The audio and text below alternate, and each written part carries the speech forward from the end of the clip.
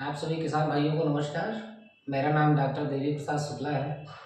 मैं कृषि विशेषज्ञ के पद पर कार्यरत हूँ। पिछले वीडियो में मैंने डिस्कस किया था आप लोगों के समक्ष कि जो गेहूं की बुआई में कितनी मात्रा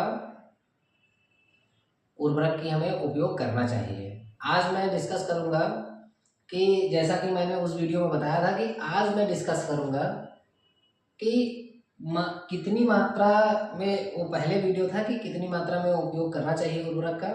आज मैं उसी संदर्भ में उसी के वीडियो को आगे बढ़ाते हुए मैं इस वीडियो में बताऊंगा कि कौन सी फर्टिलाइज़र का उपयोग अच्छा रहेगा और उस मात्रा को हम किस फर्टिलाइज़र के ज़रिए दें।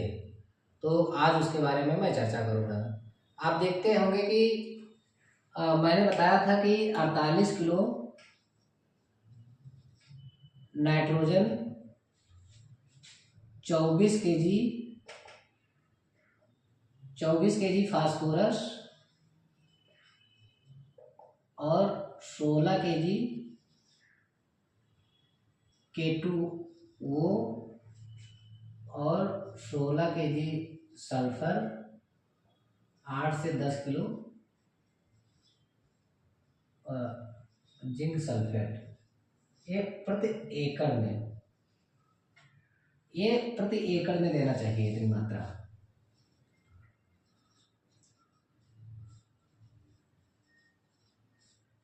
ये प्रति एकड़ में देना चाहिए। ये वैज्ञानिक आधार पे मैंने आपको बताया।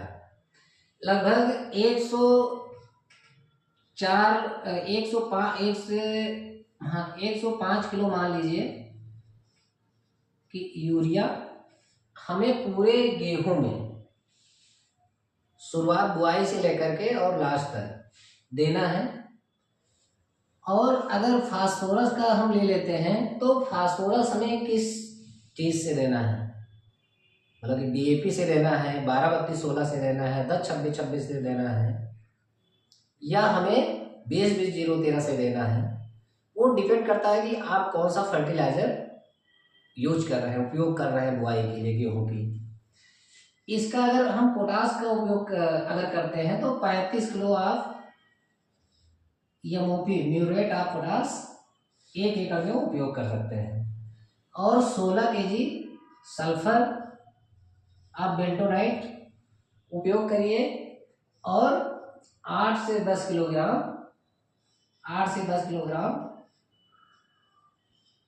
21% जिंक सल्फेट का आप उपयोग कर सकते हैं।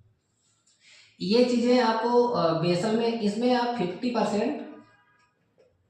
50% दे दीजिए, 40% दे दीजिए। यूरिया का उपयोग बेसल में कर दीजिए बुआई के समय, और रिमेनिंग जो बचा हुआ 50 to 60% एक 25 से 30 दिन पे देनी है जो प्रथम सिंचाई के बाद। दूसरा हमें 45 से 50 दिन पे हमें उपयोग करना है यूरिया का। तो यूरिया का उपयोग हम 3 बार में करेंगे। बाकी फास्फोरस है, पोटास है, सल्फर है और जिंक है, इसका उपयोग हमें क्या करना है, बेसल एप्लीकेशन बुआई के समय करना है। क्योंकि आप जानते हैं कि फास्फोरस ये सब मोबाइल नहीं होता है, नीचे जब डालेंगे तो रूट के थ्रू धीरे धीरे क्या करेगा, पौधा हमारा एब्जॉर्ब करेगा।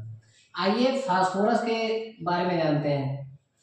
अगर आप देखते हैं 24 किलो फास्फोरस हमें देना है, तो अगर DAP से हम दे रहे हैं, DAP से इसकी मात्रा दे रहे हैं तो कितनी, 46% DAP में पाया जाता है।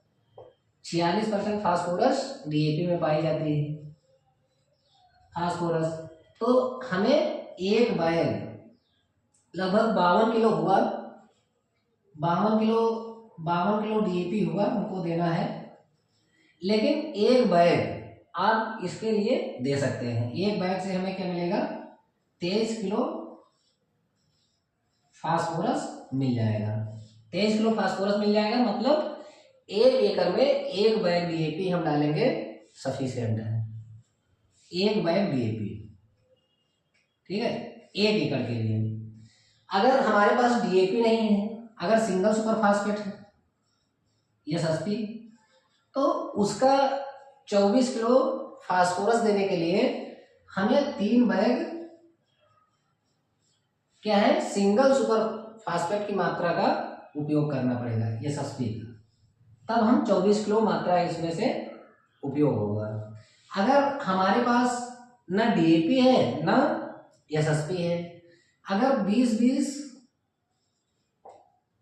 0-13 है तो हमें कितनी मात्रा का उपयोग करना चाहिए? ये एनपीके ग्रेड है, एनपीके जितने हैं एनपीके ग्रेड का मैं बात करूंगा। इसका उपयोग कितना करना चाहिए? इसका उपयोग, इसमें पोटास नहीं है, 0 है, इसमें 13% सल्फर है, इसका कम से कम हमें 2 बैग प्रति एकड़ का उपयोग करना चाहिए। अगर हमारे पास 12-32-16 है तो हमें कितना इसका उपयोग करना चाहिए? लगभग 1.5 बैग का 1.5 बैग पर एकड़ का उपयोग करना चाहिए।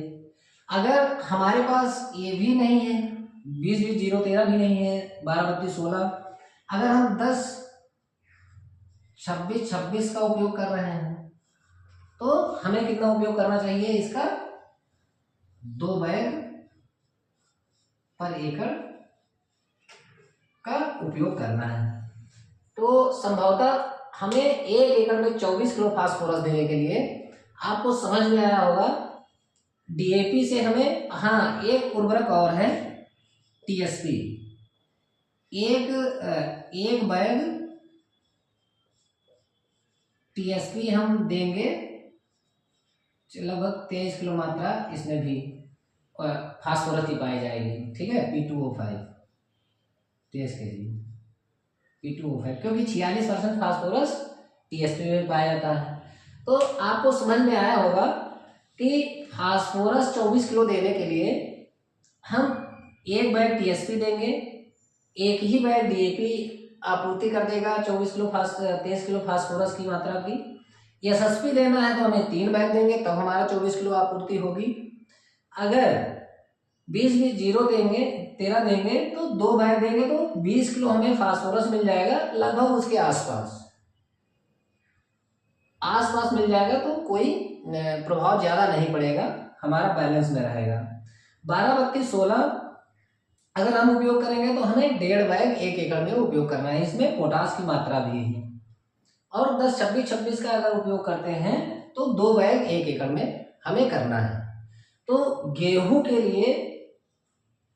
गेहूं की बुआई के लिए आप देखेंगे सबसे बेस्ट गेहूं की बुआई के लिए उर्वरक